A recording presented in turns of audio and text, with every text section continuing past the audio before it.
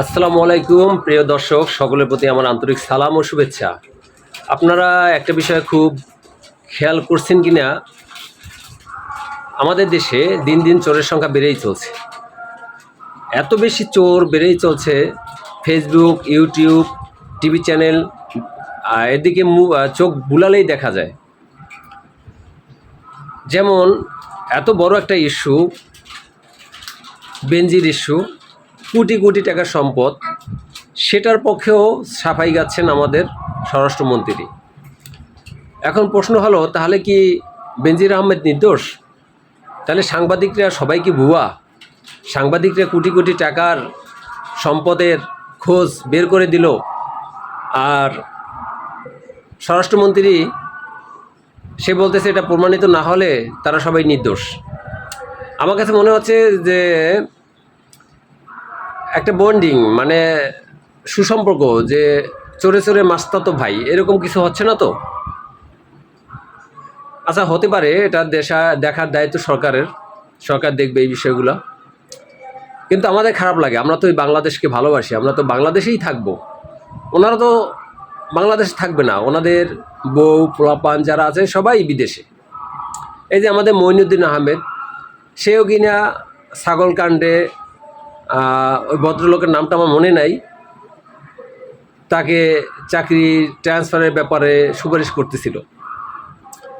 তারপর সামান্য সরকারি কর্মকর্তা, তারা এত কোটি টাকার কিভাবে মালিক হয়? এরকম তো অহরহ আমাদের আশেপাশে অহরহ হচ্ছে। এগুলা আমার মনে হয় সব সরকারি কর্মকর্তাদের জাস্টিস, তাদের সঠিক বিচারের আওতায় আনা উচিত, এবং সম্পদের বিচার, সম্পদের হিসাব, এগুলা দুদক তথা রাষ্ট্রের অত্যন্ত গুরুত্ব সহকারে দেখা উচিত। কেননা আমরা ভুক্তভোগী হচ্ছি, আমরা প্রতিনিয়ত দিন দিন অসহায় হয়ে পড়তেছি, আমরা ক্ষুধার্ত হয়ে যাচ্ছি। দ্রব্যমূল্যের দাম, দেশে টাকার সংকট, সব মিলে আমরা একটা নীরব কষ্টে আছি। কেন হচ্ছে এগুলা?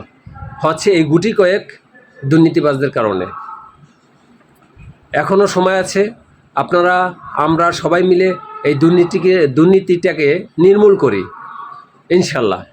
আমি যতটুকু জানি, আফগানিস্তান মাত্র দুর্নীতিটাকে চেক দিয়েছেন, যার জন্য আফগানিস্তান এখন ডে বাই ডে, তাদের গ্রাফ যদি হিসাব করি, ডে বাই ডে তারা অনেক অনেক উপরে চলে আসতেছে এবং অর্থনৈতিকভাবে খুব সচ্ছলতা অনুভব করতেছে।